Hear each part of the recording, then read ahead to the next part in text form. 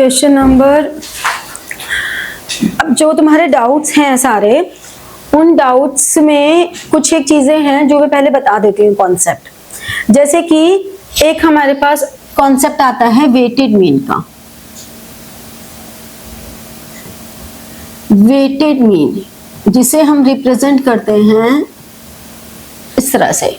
Weighted mean कहाँ पर आता है? जैसे कि मान लो हमें कहते हैं कि हमने 1 kg टमाटो लिया, वो हमने लिया 30 रुपीज का। 1 kg पोटैटो लिया, वो हमने लिया 40 रुपीज का। 1 kg हमने खीरा लिया, वो हमने लिया 30 रुपीज का। और 1 kg अनियन ली, वो हमने ली 20 रुपीज की। तो हमने जो टोटल खर्च किया, वो टोटल खर्चा हमने कितना किया? 120 रुपीज। और एवरेज एक्सपेंडिचर पर कॉमोडिटी, एक कॉमोडिटी पे अगर ऑन एन एवरेज हम एक्सपेंडिचर देखना चाहें तो हम कह देंगे 120/4 रुपीज 30 ऑन एन एवरेज है। बट अगर यहीं पे मैं ऐसे बोल देती कि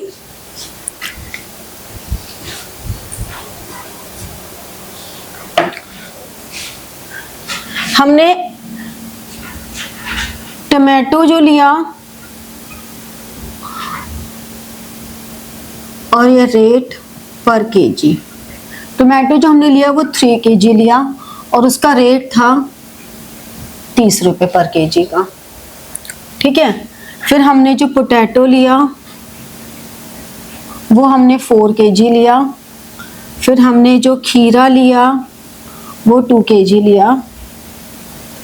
और जो अनियन ली वो हमने 3 kg ली। अगर हमने 1 kg के हिसाब से लिया तब तो हमारा निकल गया। अब अगर मैं ये बोलूं कि हमने इस रेट से लिया और जो रेट था इनका वो ये था। अब अगर हमसे ये पूछा जाए कि हमारा एवरेज एक्सपेंडिचर कितना था पर केजी एवरेज एक्सपेंडिचर कितना था, तो अब हम डायरेक्टली इन सबको डिवाइड कर नहीं कर सकते ना। हमें बताना पड़ेगा कि हमने जो टोटल एक्सपेंडिचर किया वो कितना किया। हमने कहा इस पे 90 रुपीज खर्च किए, इस पे 160, 60 और 60, तो टोटल एक्सपेंडिचर हमारा हो गया 250, 270, 370।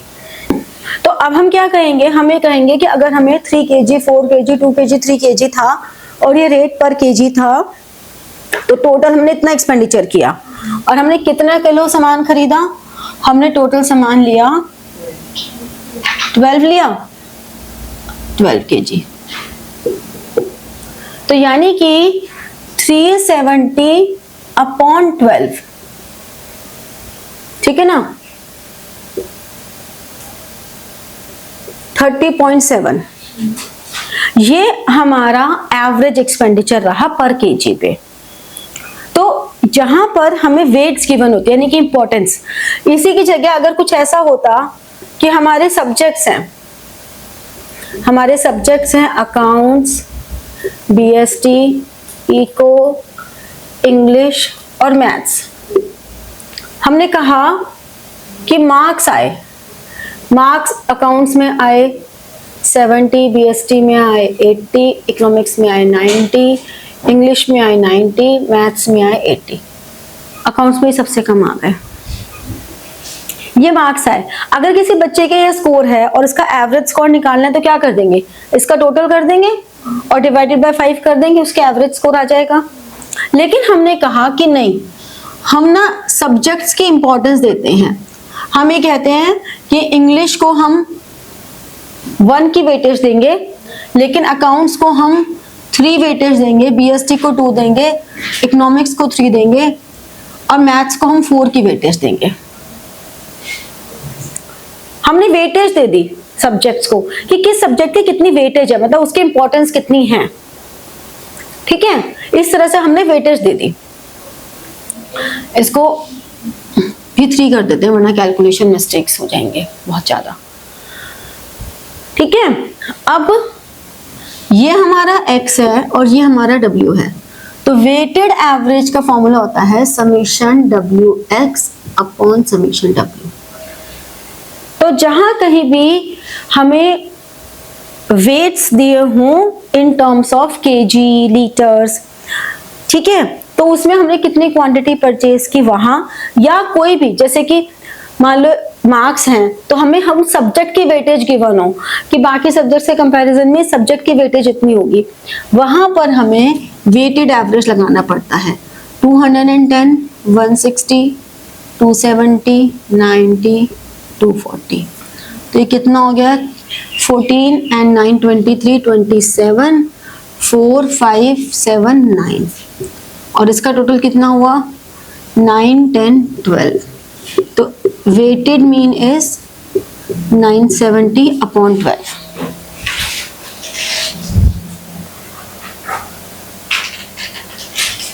ठीक है, तो ये हमारा वेटेड मीन आ जाएगा।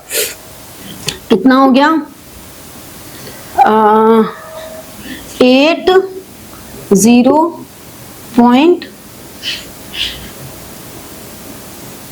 8 समथिंग।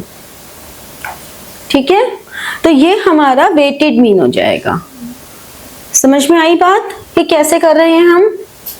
अब जैसे कि हमारे पास एक होती है less than cumulative series, less than 10, 20, 30, 40, 50। अगर हमें कहा कि इस सीरीज का इसकी क्यूमुलेटिव फ्रीक्वेंसी दी हुई है 3, 5, 10, 12, 20, हमें बोला गया कि यह सीरीज है, इसका मीन कैलकुलेट करना है। तो हमें पहले इस सीरीज को एक normal class interval continuous series में कन्वर्ट करना होगा। कैसे? ये जो है ये अपर लिमिट है, less than 10, less than 20, less than 30 upper limit है। तो हमने कहा 0 to 10, 10 to 20, 20 to 30, 30 to 40 और 40 to 50। फिर क्यूमुलेटिव सीरीज में फर्स्ट सेम रहेगी, सेकेंड 2, 5 - 3, फिर 10 - 5 5, 12 - 10 2 और 20 - 12 8। अभी हमारी कॉन्टिन्यूअस सीरीज बन गई, इसका मीन निकाल लोगे। इसी तरह से अगर मोर देन 10, 20, 30, 40 और 50 दी हुई है, ये मोर देन है, तो मान लो मोर देन में ये दे रखा है हमें 40, 35, 28, 17 एंड 5। तो इसको कन्वर्ट करने के लिए ये लोअर लिमिट है 10 to 20। तो ध्यान रखना, जब लेस देन क्यूमुलेटिव सीरीज दे रखी है तो वो अपर लिमिट होती है और हमें ऊपर से नीचे माइनस करना है। जब मोर देन सीरीज है तो सब कुछ रिवर्स चल रहा है, हमें नीचे से ऊपर माइनस करना है और ये सारी लोअर लिमिट हो गई। तो लेस देन में अपर लिमिट, मोर देन में लोअर लिमिट, लेस देन में ऊपर से नीचे, मोर देन में नीचे से ऊपर। ठीक है,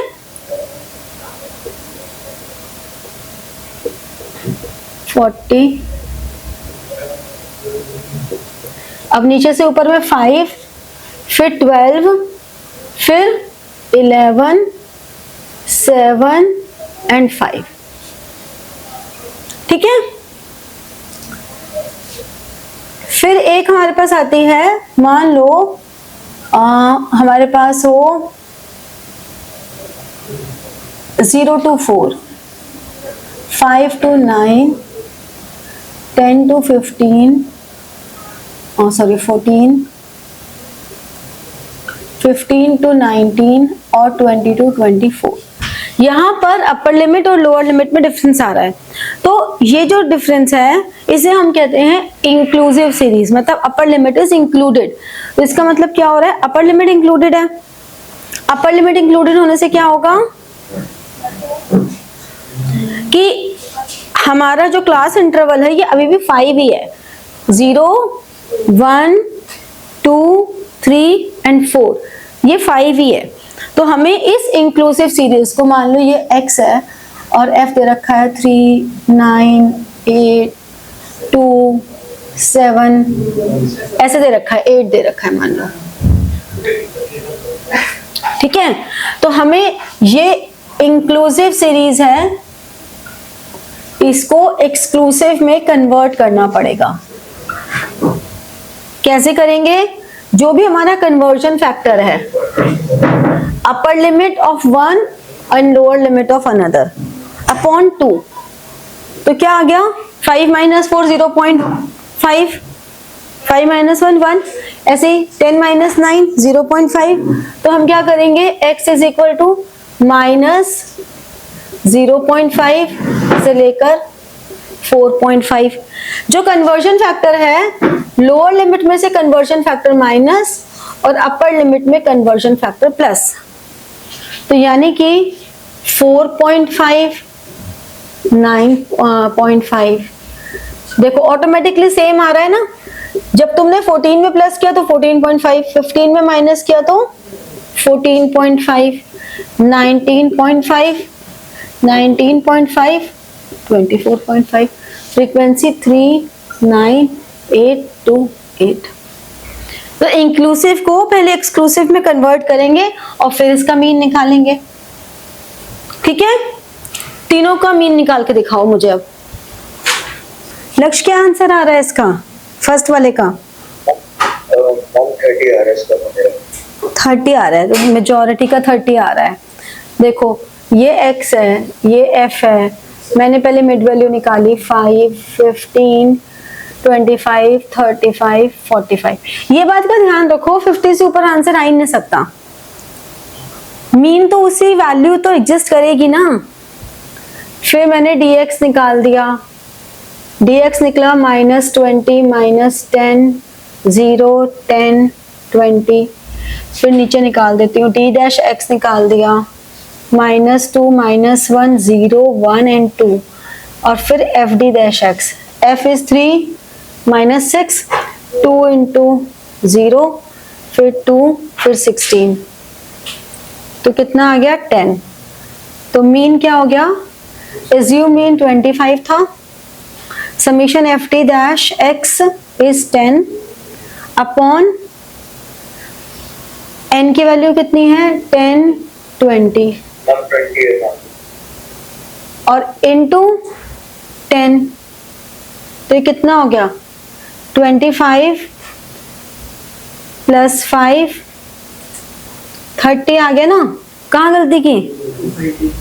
अरे वाह शेर। सेकंड वाले का आंसर क्या आ रहा है? 36, यही आ रहा है, बाकी लोगों का भी 39 आ रहा है मेरा। 39 आ रहा है। और कोई आंसर डिफरेंट? इतना सारा गंदे ढंग से कट करने की जरूरत नहीं होती है, सिंपल ऐसे भी कट कर सकते हैं। थर्ड का 12.5 सबका मैंने किया। करो। अब तुम अपने वो डाउट्स देखो, रिव्यू करो डाउट्स को। अब कितने डाउट्स बचे हैं देखो। अब नेक्स्ट वाले का देखते हैं। इसमें मिड वैल्यू आ गई 15, 25, 35, 45, 55। फिर डी एक्स आ गया -20, -10, 0, 10 एंड 20।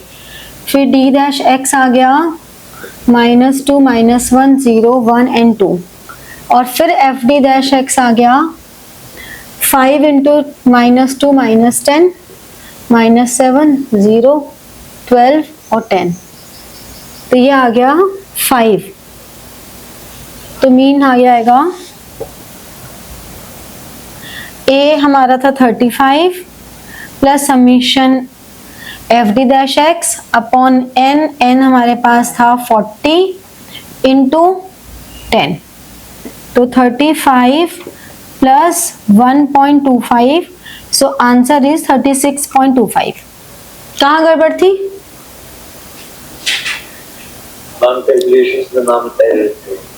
इसीलिए बहुत सारी प्रैक्टिस करनी है ताकि ये कैलकुलेशन एरर्स कम से कम हो। इसका आंसर 12.5 आ गया सबका। थर्ड वाले का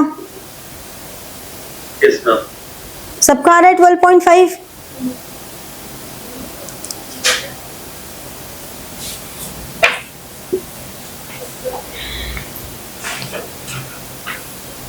तुम्हारा है बेटा?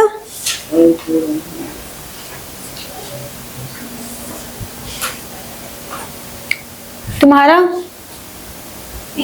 करो। अब देखो तुम्हारे जो डाउट्स के क्वेश्चन से वो ऑटोमेटिकली काफी सारे डाउट्स इसमें कवर अप हो गए होंगे, है ना? तो नेक्स्ट क्लास में हम लोग मीन के आगे का टॉपिक करेंगे मीडियन, ठीक है? मीडियन एंड क्वार्टाइल्स करेंगे नेक्स्ट क्लास में हम लोग, फिर मॉड कर लेंगे। एक बार हमारा सेंट्रल टेंडेंसी खत्म हो जाएगा, फिर हम थोड़ा सा थियोरेटिकल पार्ट पर आ जाएंगे, क्योंकि आप लोग के प्रैक्टिस करते रहेंगे ना, साइमल्टेनियसली हम लोग प्रैक्टिकल कर लेंगे। तो like, share and press the bell button for getting your notifications and comment. ठीक है? Thank you.